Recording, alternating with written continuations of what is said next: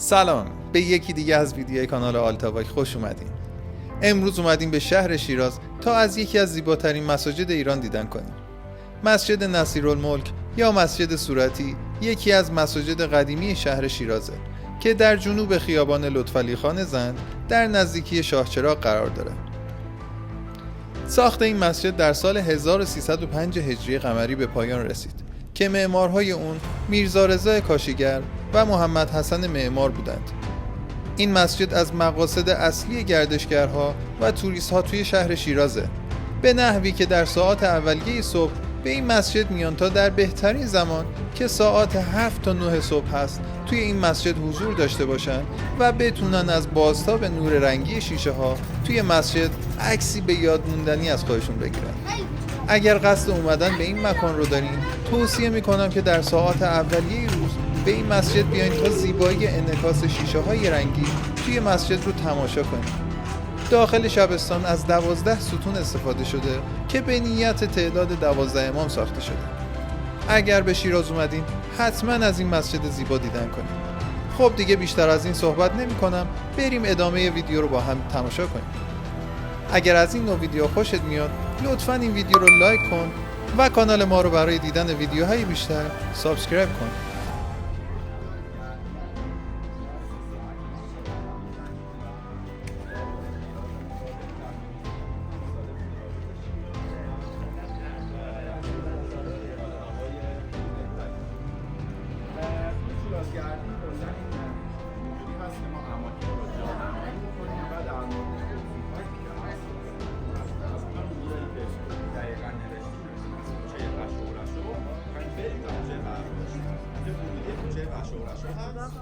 حالا هر چیزی سوالی داشت برو هم الان لایکش کن دوباره لایکش قدم میزنیم توی باغ تا میرسیم به گوشه قهرآشتی. اولین جایی که میخوایم بازدید کنیم مسجد نصیرالملک. قبل از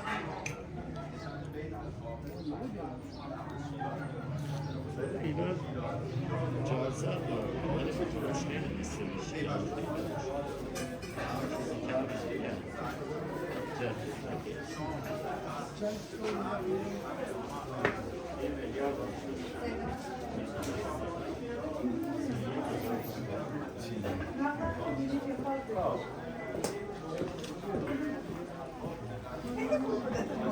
خوش اومد.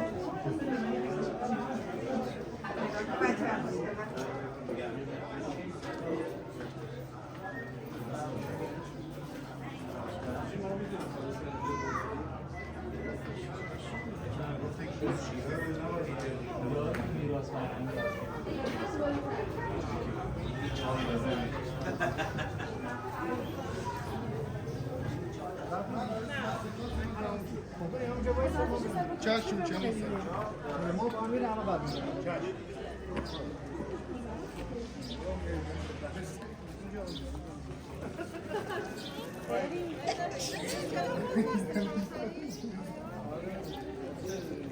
حواستون باشه بازی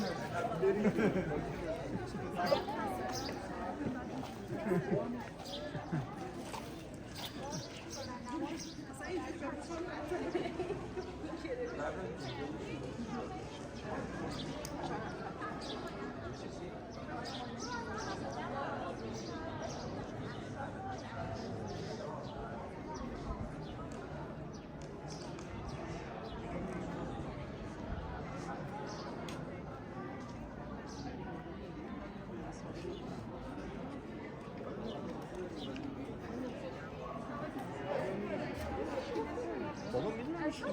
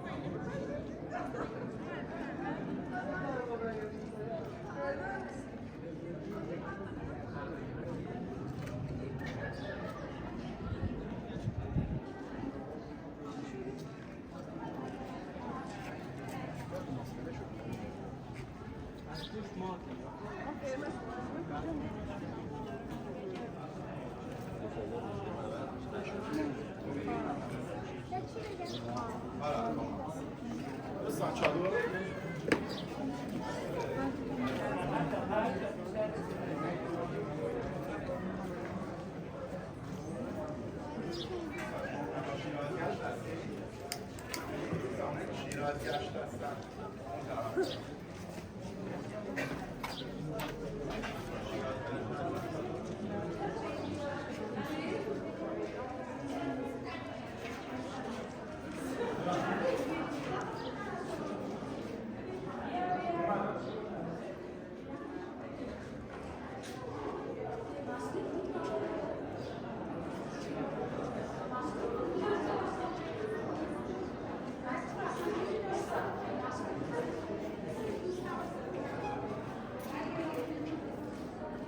Miss Mama?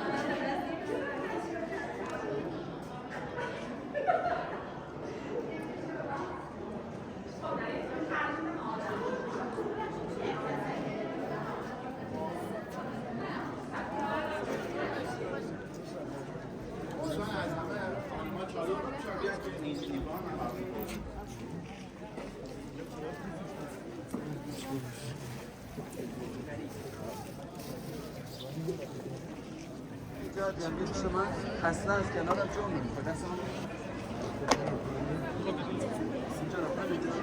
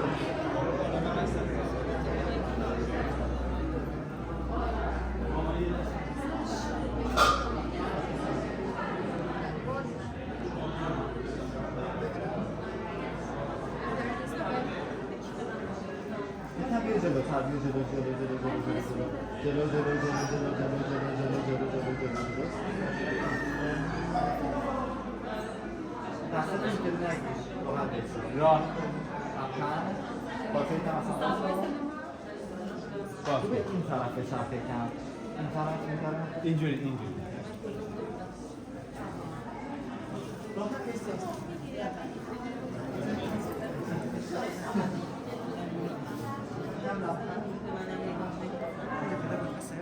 اینجا باید بگیری.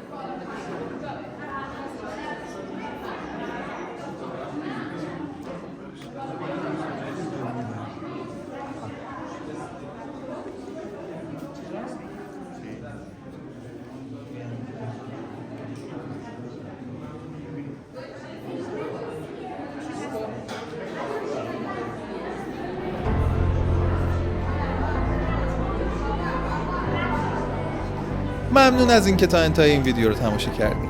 اگر از این نوع ویدیو خوشت میاد لطفاً این ویدیو رو لایک کن و کانال ما رو برای دیدن ویدیوهای بیشتر سابسکرایب کن. تا ویدیوی دیگه بدرود.